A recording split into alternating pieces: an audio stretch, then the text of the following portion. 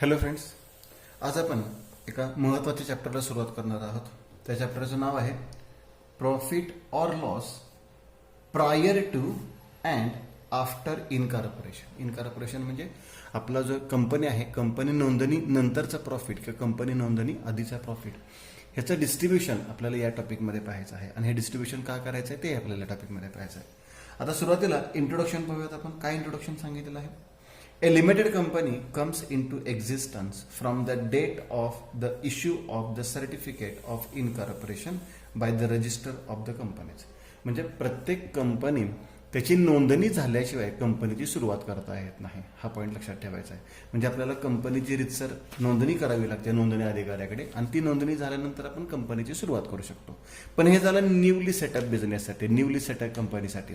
परंतु जर ऑलरेडी एक कंपनी मार्केटमध्ये असेल किंवा ऑलरेडी एक पार्टनरशिप फर्म मार्केटमध्ये असेल आणि त्याचं रूपांतर किंवा तो बिझनेस जर एखाद्या दुसऱ्या कंपनीने, एक्झिस्टिंग कंपनीने टेकन ओव्हर केला असेल, तर त्याच्यामध्ये आपल्याला प्रॉफिट आणि लॉस प्रायर टू आणि आफ्टर इनकॉर्पोरेशनचा पॉईंट येतो. तो काय पॉईंट आहे ते पाहूयात. However, sometimes a company is formed to take over the existing business of partnership or limited company before getting a certificate of incorporation. आता हा पॉईंट काय आहे तो थोडक्यामध्ये एक्सप्लेन करतो, म्हणजे तुम्हाला प्रॉफिट प्रायर टू आणि आफ्टर इनकॉर्पोरेशनचा पॉईंट लक्षात येईल.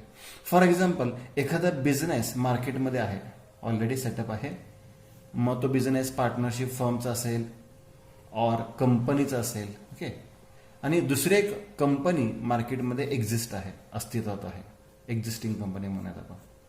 आता हा जो बिझनेस आहे हा दुसऱ्या कंपनीला आपण फॉर एक्झाम्पल न्यू कंपनी म्हणूयात, ओके. ह्या न्यू कंपनीने हा जो बिझनेस आहे तो टेकन ओव्हर केला, म्हणजे यांच्या असेट्स आणि लायबिलिटीज आहेत त्या खरेदी केल्या.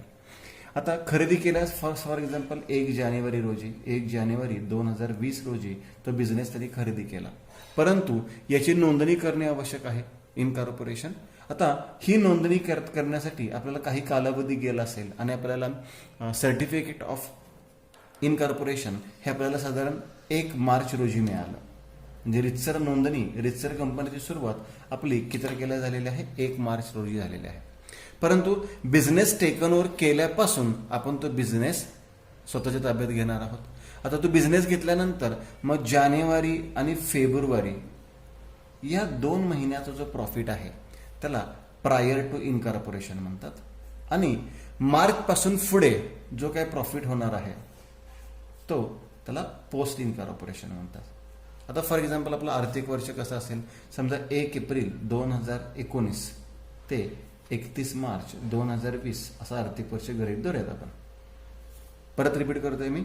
समजा एखादी पार्टनरशिप फर्म मार्केटमध्ये आहे आणि ती पार्टनरशिप फर्म त्यांना बंद करायची आहे आणि आपली कंपनी आहे आणि आपण ती पार्टनरशिप फर्म टेकन ओव्हर करणार आहोत, म्हणजे खरेदी करणार आहोत.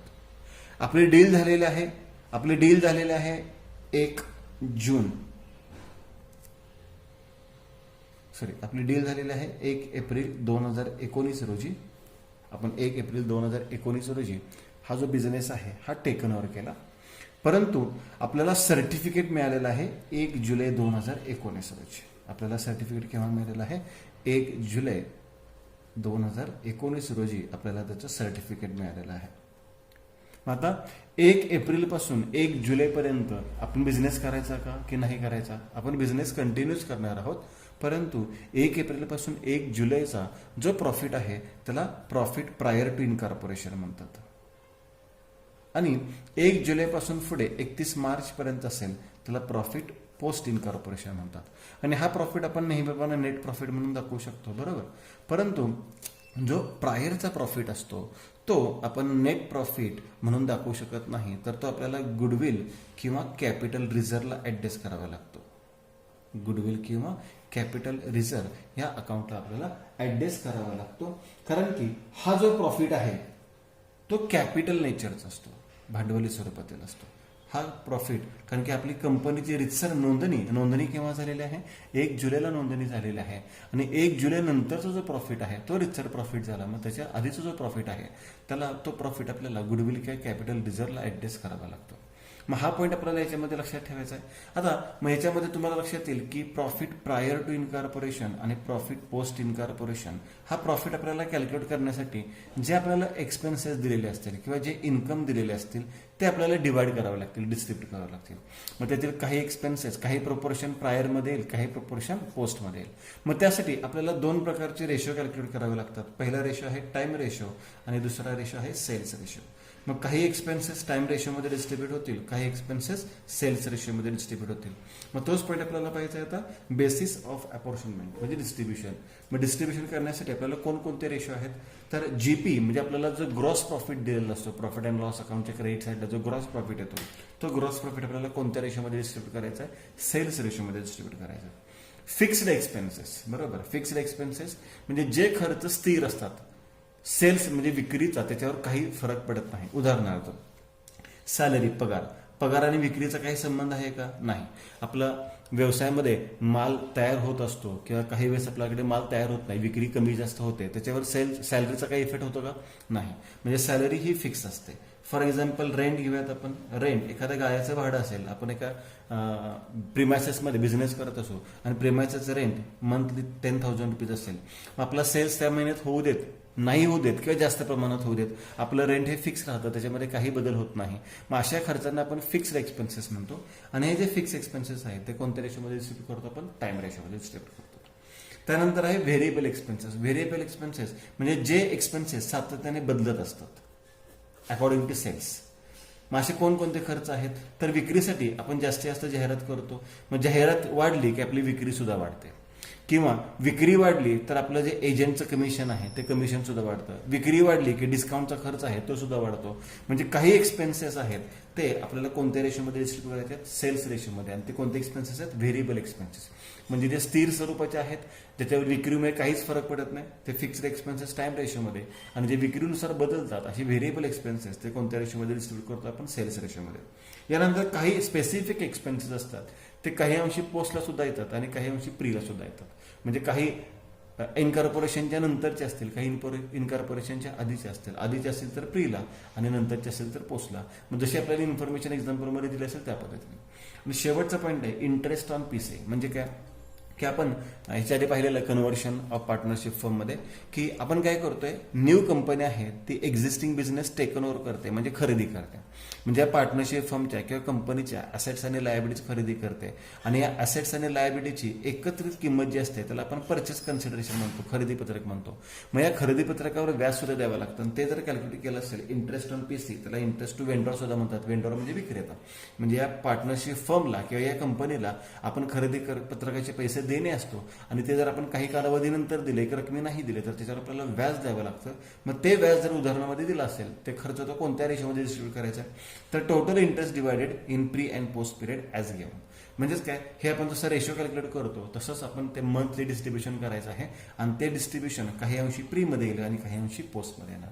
म्हणजे एकूण 3 आयटम पहिले महत्त्वाचे लक्षात ठेवा. जीपी सेल्स रेशोमध्ये, व्हेरिएबल एक्सपेन्सेस सेल्स रेशोमध्ये, फिक्स्ड एक्सपेन्सेस फक्त टाइम रेशोमध्ये आहेत. स्पेसिफिक एक्सपेन्सेस त्याची लिस्ट मी तुम्हाला सांगेन. आणि इंटरेस्ट ऑन पीसी हा सुद्धा पॉईंट आपण कॅल्क्युलेशनमध्ये पाहणार आहोत. आता सुरुवातीला हे फक्त पॉईंट लक्षात ठेवा. आता फिक्स्ड एक्सपेन्सेस कोणते असतात, व्हेरिएबल एक्सपेन्सेस कोणते असतात, स्पेसिफिक एक्सपेन्सेस कोणते असतात, त्याची एक लिस्ट आपण पाहूया.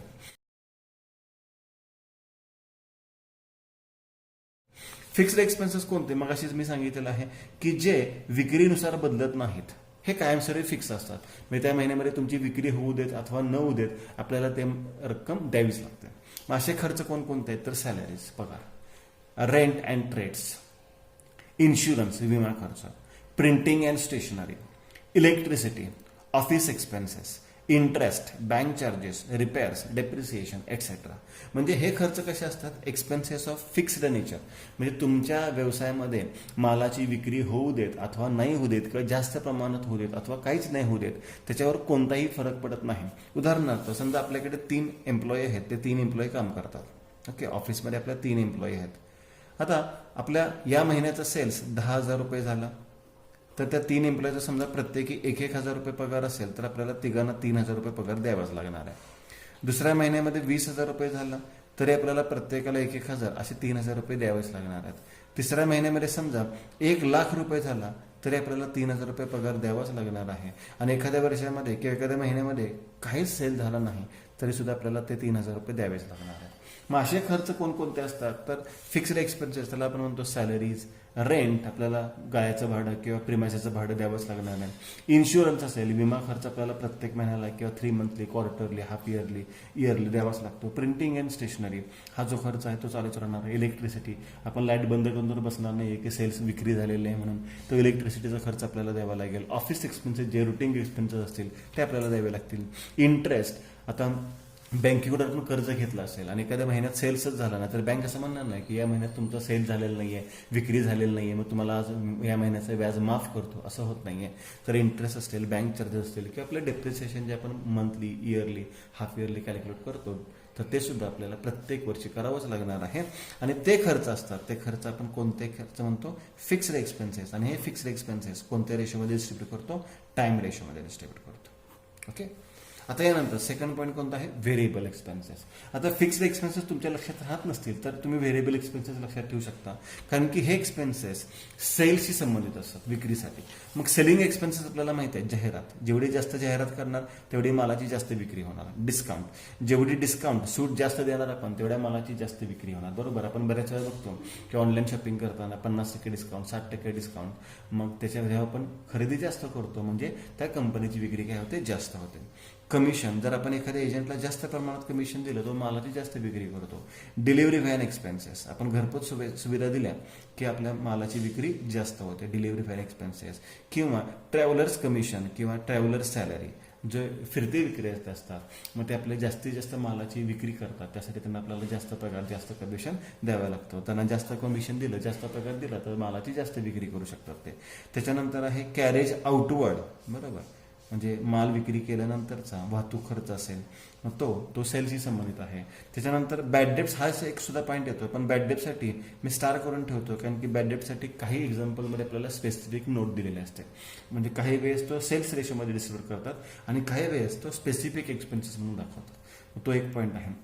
हे जे सेलिंग एक्सपेन्सेस आहेत या सेलिंग एक्सपेन्सेसलाच आपण कोणते म्हणतो, व्हेरिएबल एक्सपेन्सेस म्हणतो. आणि ते आपल्याला कोणत्या रेशोमध्ये डिस्ट्रीब्यूट करायचे असतात, सेल्स रेशोमध्ये डिस्ट्रीब्यूट करायचे असतात.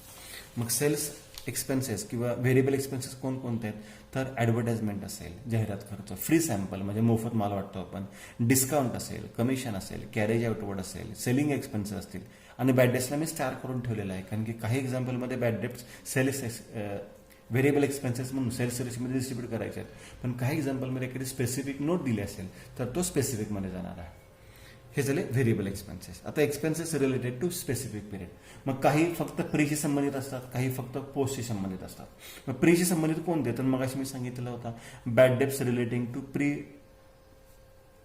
इनकॉर्पोरेशन किंवा वेंडॉर सॅलरी. वेंडॉर्स म्हणजे विक्रेता, म्हणजे आपण पार्टनरशिप फर्मचा बिझनेस टेक ओव्हर केलेला आहे आणि ते आपल्याला काही सेवा देत असतील आणि त्यांना आपण पगार देत असेल तर ते प्रीशी संबंधित असेल तर प्रीमध्ये येणार, पोस्ट संबंधित असेल तर पोस्टमध्ये येणार आहे. आणि पोस्टमधला कोणता आयटम येणार आहे, एक्सपेन्सेस रिलेटेड टू पोस्ट. मग प्रिलिमिनरी एक्सपेन्सेस म्हणजे कंपनी स्थापन करताना जो काय खर्च होतो मग तो आपल्याला आफ्टर इनकॉर्पोरेशनच करतो, त्यामुळे तो पोस्टशी संदर्भात आहे.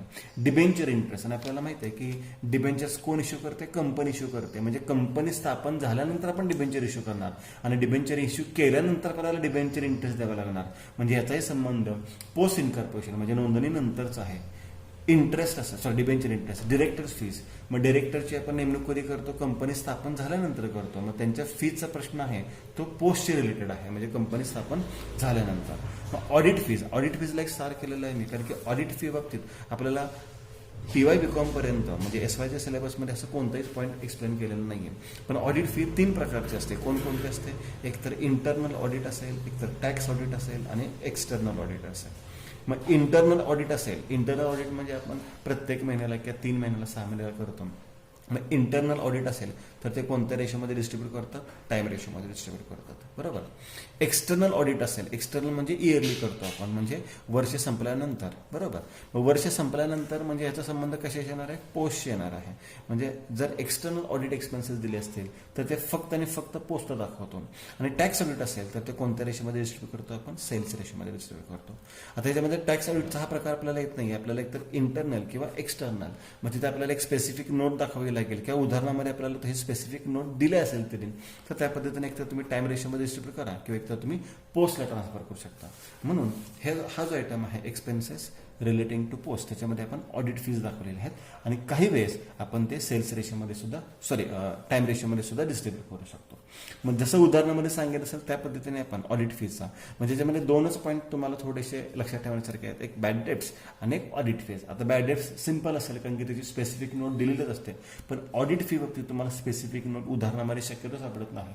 मग बघूयात आपण एक्झाम्पल सुरू केल्यानंतर त्याच्याप्रमाणे एक्झाम्पलप्रमाणे तुम्हाला तशी नोट लिहून देईल आणि काही एक्सपेन्सेस आपण पोस्टमध्ये दाखवूयात, काही एक्सपेन्सेस आपण टाइम रेशोमध्ये डिस्ट्रीब्यूट करूयात. आता हे झाले डिस्ट्रीब्युशन म्हणजे एक्सपेन्सेस दिले असतील तर एक्सपेन्सेसचं डिस्ट्रीब्युशन म्हणजे आपल्याला एक चार्ट तयार करावा लागतो. तो चार्ट कसा असतो तर उदाहरणामध्ये आपल्याला प्रॉफिट अँड लॉस अकाउंट दिलेला असतो.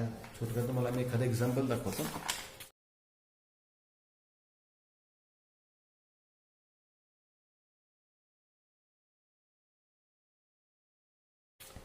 आता त्याच्यामध्ये आपल्याला काय दिलेलं आहे, हा प्रॉफिट अँड लॉस अकाउंट दिलेला आहे. या प्रॉफिट अँड लॉसमध्ये आपण प्री आणि पोस्ट बरोबर म्हणजे प्रायर आणि आफ्टर असे दोन कॉलम तयार करायचे आहेत आणि प्रत्येक जे एक्सपेन्सेस आहेत मग सॅलरी कोणत्या रेशोमध्ये डिस्ट्रीब्यूट करणार आपण टाइम रेशोमध्ये, फिक्स्ड एक्सपेन्सेस आहेत. मिसलेनियस एक्सपेन्सेस कोणत्या रेशोमध्ये येणार टाइम रेशोमध्ये येणार. प्रिलिमिनरी एक्सपेन्सेस म्हणजे कंपनी स्थापन झाल्यानंतरच आहे म्हणजे कशा संदर्भात फक्त पोस्टमध्ये म्हणजे त्याचं डिस्ट्रीब्युशन आपण करायचं नाही. रेट्स अँड टॅक्सेस कोणत्या रेशोमध्ये येणार आहे टाइम रेशोमध्ये येणार आहेत. डिस्काउंट हा विक्रीच्या संदर्भात आहे म्हणजे कोणत्या रेशोमध्ये येणार आहेत व्हेरिएबल म्हणजे सेल्स रेशोमध्ये येणार आहेत. त्याच्यानंतर डिस्काउंट सेल्स रेशोमध्ये. रिपेअर्स टू बिल्डिंग हा फिक्स्ड एक्सपेन्सेस आहे. रिपेअर्स असेल डेप्रिसिएशन असेल बरोबर. मग रिपेअर्स किंवा डेप्रिसिएशन असेल तर ते कोणत्या रेशोमध्ये येते टाइम रेशोमध्ये. डायरेक्टर्स फीज फक्त पोस्टशी संबंधित येतात कारण की कंपनी स्थापना झाल्यानंतर आपण डायरेक्टरची नेमणूक करतो आणि डायरेक्टर्स फीज फक्त पोस्टशी संदर्भात आहे. बॅड डेप्स आता बॅड डेप्स नोट आहे का नाही त्याच्यावर आपण ठरवूयात बॅड डेप्स काय करायचे आहेत. त्याच्यानंतर आहेत आरडीडी. आता आरडीडी हा पॉईंट आपण पोस्टमध्ये दाखवू शकतो कारण की हा ऍक्च्युअल लॉस नसतो, ही प्रोव्हिजन असते आणि कोणतीही प्रोव्हिजन म्हणजे हा खर्च ऍक्च्युअली झालेला नसतो, आपण भविष्यासाठी प्रोव्हिजन ठेवलेली असते. म्हणजे हा आरडीडी जो पॉईंट आहे तो कशा संदर्भात येणार आहे पोस्टशी संदर्भात येणार आहे. यानंतर आहे ऍडव्हर्टाइजमेंट जाहिरात खर्च म्हणजे विक्रीच्या संदर्भात म्हणजे सेल्स रेशोमध्ये येणार आहेत. इंटरेस्ट टू वेंडर्स त्याची आपल्याला एक वर्किंग नोट पाहावी लागणार आणि सांगितलंय की आपण कॅल्क्युलेशन बघायचं आहे किती मंथचा इंटरेस्ट आहे आणि तो प्रीमध्ये किती आहे पोस्टमध्ये किती आहे त्या पद्धतीने दाखवायचं आहे. डेप्रिसिएशन कोणत्या रेशोमध्ये येणार आहे टाइम रेशोमध्ये येणार आहे. त्याच्यानंतर ग्रॉस प्रॉफिट कोणत्या रेशोमध्ये येणार आहे सेल्स रेशोमध्ये येणार आहे. ग्रॉस प्रॉफिट आपण कोणत्या रेशोमध्ये दाखवतो सेल्स रेशोमध्ये दाखवतो. आणि हे जे रेंट आहे हे रेंट रिसिव्ड आहे मग ते टाइम रेशोमध्ये आपण दाखवणार आहोत. म्हणजे या पद्धतीने आपण डिस्ट्रीब्युशन दाखवायचं आहे. मग काही प्रीला येणार आहे काही पोस्टला येणार आहे काही फक्त प्रीला येतील काही फक्त पोस्टला येतील. चेक करूयात आता. आता इथे एक्झाम्पलमध्ये कसं सांगितलेलं आहे ते पॉईंट मेक करतो. तर टाइम रेशो कसा कॅल्क्युलेट करतात आणि सेल्स रेशो कसा कॅल्क्युलेट करतात. एक छोटंसं एक्झाम्पल आहे हे आपण नंतर डिटेलमध्ये पाहणारच आहोत. A company limited was incorporated on 1 April 2003. मग 1 एप्रिल 2003 ही डेट ऑफ इनकॉर्पोरेशन दिलेली आहे आपल्याला. डेट ऑफ इनकॉर्पोरेशन म्हणजे सर्टिफिकेट मिळालेलीच तारीख. Okay. Take over as from 1 January 2003 the existing business of B brothers. आता यांनी बिझनेस परचेस केव्हा केला होता 1 जानेवारीला. मग मी डेट इथं लिहितो मी 1 जानेवारी 2003 ही परचेसची तारीख आहे बरोबर. हे आपण बिझनेस काय केला होता परचेस केला होता. मग बिझनेस परचेस केला की त्याची आपण रजिस्टर नोंदणी करतो. नोंदणी किती तारखेला झालेली आहे 1 एप्रिल 2003 ला झालेली आहे. The purchase consideration was ₹7 lakh which was paid on 1 जुलै 2003. हा काय महत्वाचा पॉईंट नाही आहे. खरेदीची किंमत आपण कधी पण देऊ शकतो आणि त्यासाठी आपल्याला ज्यादा कालावधी आपण घेतला तर ते आपल्याला इंटरेस्ट द्यावा लागतो. त्याला इंटरेस्ट ऑन पीसी म्हणतो किंवा इंटरेस्ट टू वेंडर म्हणतो आपण. The vendor were entitle to receive interest at 5% per annum on purchase price till the date of payment of purchase price.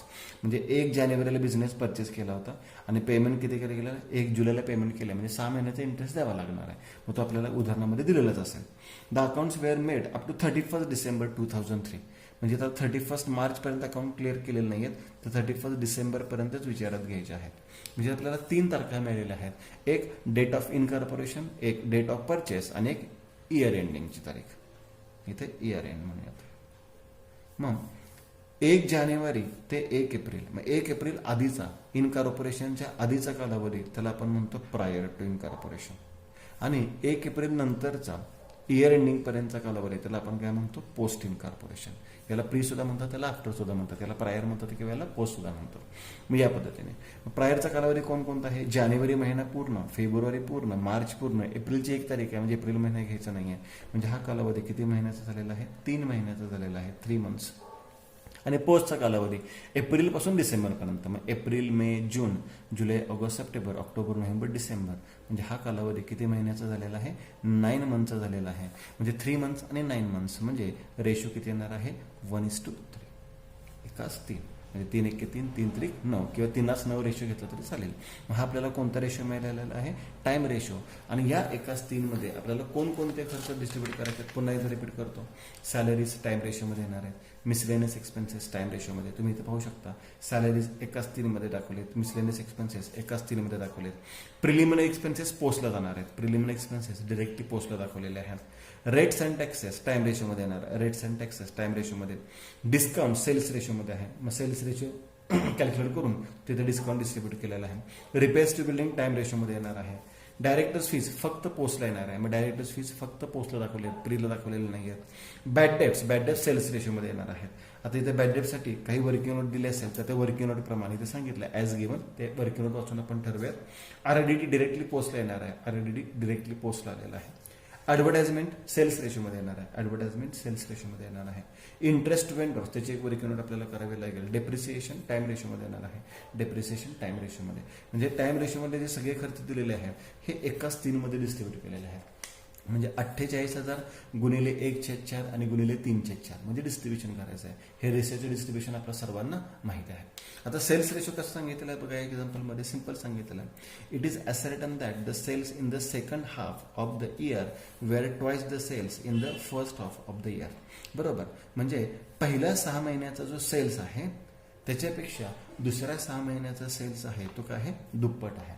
बघा, it is ascertain that the sales in the second half म्हणजे नंतरच्या 6 महिन्याचा. मग इथे मी सगळे महिने दाखवतो तुम्हाला. आपला बिझनेस केव्हा घेतला होता आपण, जानेवारी. मग जानेवारी, February, March, April, May, June, जुलै, ऑगस्ट, सप्टेंबर, ऑक्टोबर, नोव्हेंबर आणि डिसेंबर. बघू आता याच्याप्रमाणे लक्षात घ्या व्यवस्थित वाचायचो पण. It is ascertain that the sales in the second half of the year. Second half of the year म्हणजे हा हाफ, 1 2 3 4 5 आणि 6 हे 6 महिने. याला सेकंड हाफ म्हणायचं, याला फर्स्ट हाफ म्हणायचं. म्हणजे हे 6 महिने नाही 6 महिने, हे हाफ आहे नाही याला सेकंड हाफ म्हणतो, याला फर्स्ट हाफ म्हणतो. Half of the year were twice, हे काय आहेत, दुप्पट आहेत. Twice the sales in the first half of the year म्हणजे पहिला जो 6 महिन्याचा सेल्स आहे त्याच्या दुप्पट दुसरा 6 महिन्याचा सेल्स आहे. आता इथे ईच मंथ वगैरे काय सांगितलं नाही तर आपण अज्युम करूया ईच मंथ. म्हणजे समजा जानेवारीचा सेल्स, फेब्रुवारीचा सेल्स, मार्चचा सेल्स, एप्रिलचा सेल्स, मेचा सेल्स आणि जूनचा सेल्स हा एक असेल तर त्याच्या डबल तिथून पुढचा सेल्स असणार आहे. म्हणजे 2 2 2 2 आणि 2. इथे तुम्ही 2 घेतले तर 4 घ्यावं लागेल, इथं 5 घेतले तर 10 घ्यावं लागेल. बरोबर, म्हणजे पहिल्या 6 महिन्याच्या सेल्सपेक्षा दुसऱ्या 6 महिन्याचा सेल्स हा दुप्पट आहे. मग पहिल्या 6 महिन्याचा सेल्स प्रत्येकी 1 मांडला तर नंतरच्या 6 महिन्याचा सेल्स प्रत्येकी किती मांडलेला आहे, आपण 2 मांडलेला आहे. मग आता सेल्स रेशो कसा कॅल्क्युलेट करायचा, तर आपला प्राइम किती येते, 1 2 3 आणि नंतरचे 9 महिने त्याच्याकडे किती येते, 2 4 6 8 10 12 13 14 आणि 15. म्हणजे रेशो किती आलेला आहे, 3:15. 3 1 3, 3 5 15. म्हणजे रेशो आपल्याला किती मिळालेला आहे, 1:5. 1:5 हा कोणता रेशो मिळालेला आहे, सेल्स रेशो. मग सेल्स रेशोमध्ये डिस्काउंट आणि ॲडव्हर्टाइजमेंट आपण डिस्ट्रीब्यूट करतो. बरोबर. आणि अजून एक पॉईंट सांगितला होता काय, बॅड डेप्टचा. तोही पण काय वाचून दाखवतो मी.